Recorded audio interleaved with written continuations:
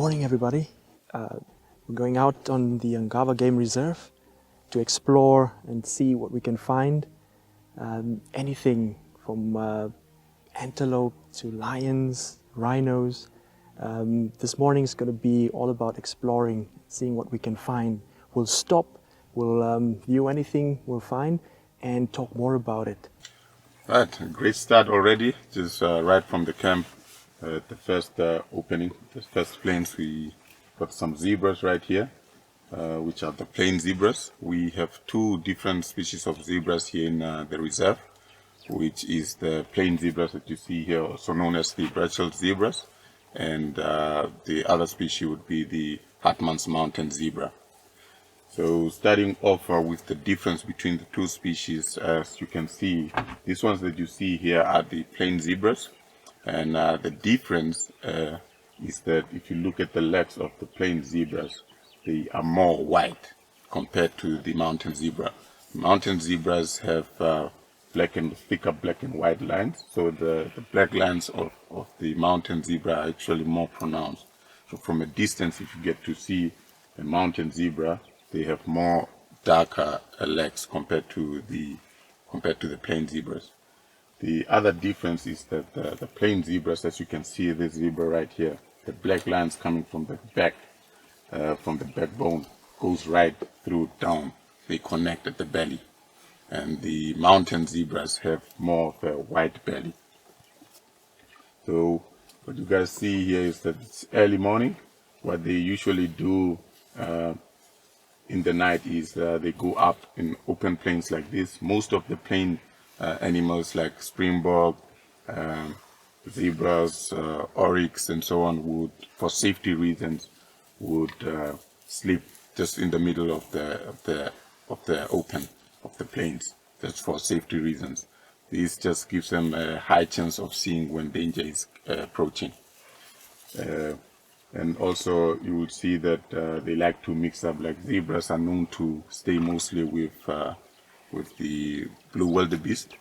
This is for a couple of reasons, like for safety in numbers. You know, if you are alone, the chances of you getting killed is high because you will be the only target. Alright guys, so that was a great start, great sighting. Thanks to these guys to allow us to talk about them. Very relaxed, so we'll just leave them to do and go on with their normal activities. We'll just proceed and see what we can find further.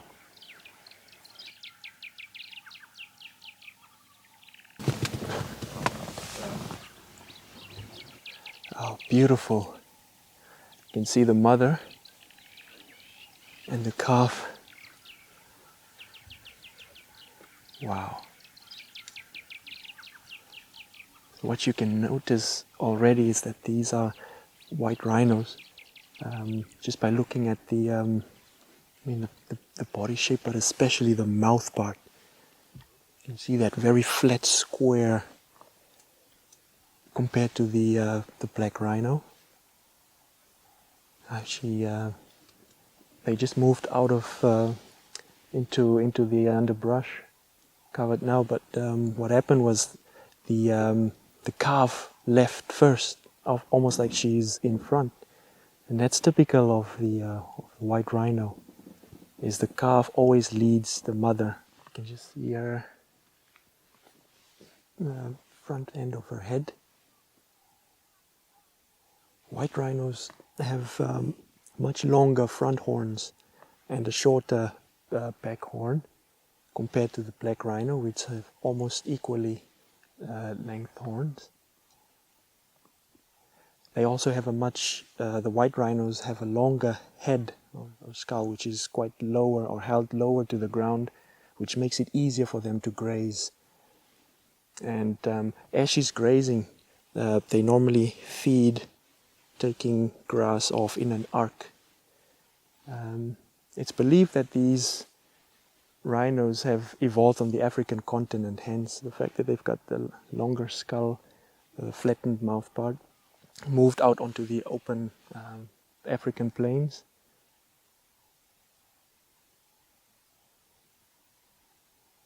So a lot of places where they defecate, you find that that could be a midden, and middens are a great place for interactions, not only physical interactions with them all being there, but just the scent that's left there for others to come and investigate and see who was there. So with these middens, sometimes leading up to water holes, it's a great place also for the male to come and check the status of any female, follows them, and then also stays with that female once she's in heat, if he gets that scent.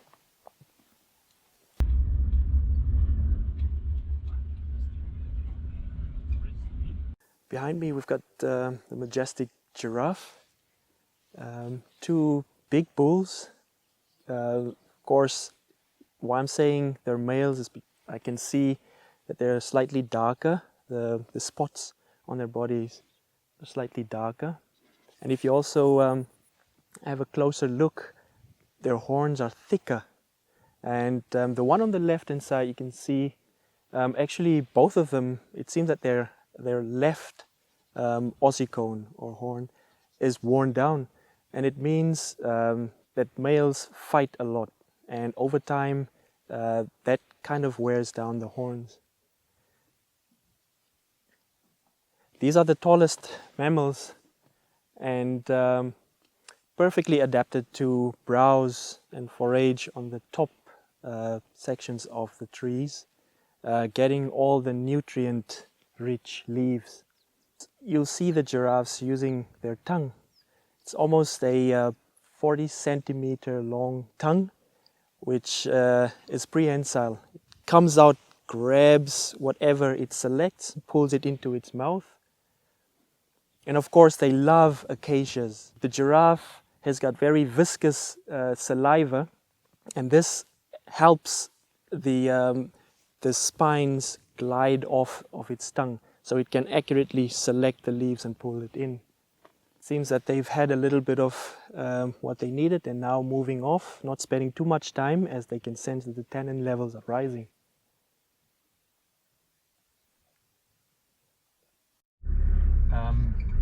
Keep an eye on him. We'll then just try to make our way there. Over.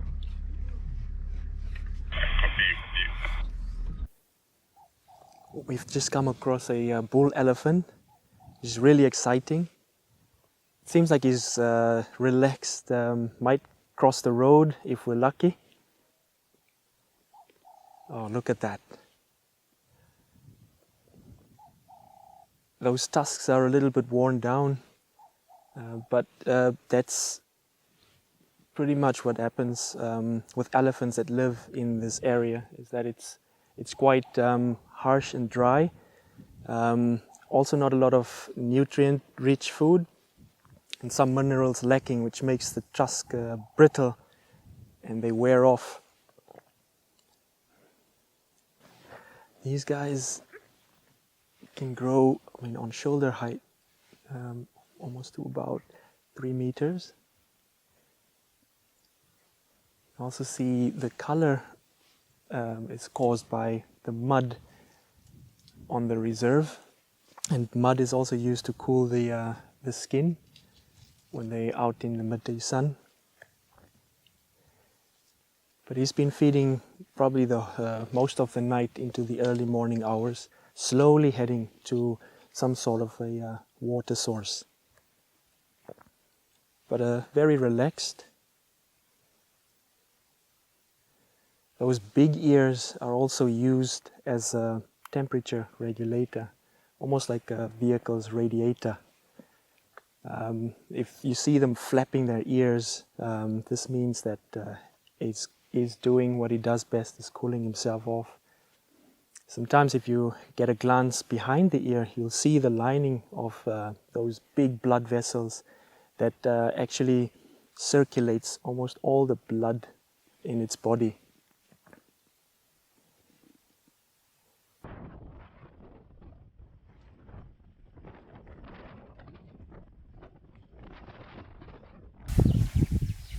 Hi guys, we just stopped for a very beautiful bird here called the lilac-breasted roller.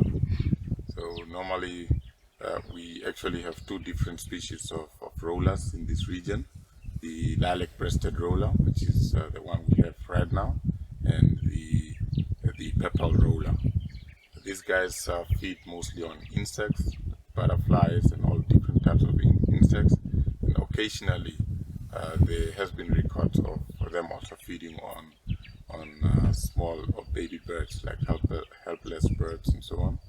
And yeah, so I actually have a funny story about them. Just some traditional beliefs is that not the lilac-breasted roller, but the purple roller is traditionally, if they fly in front of ladies making a quacking sound, it is believed that one of the ladies are pregnant and she's keeping it as a secret.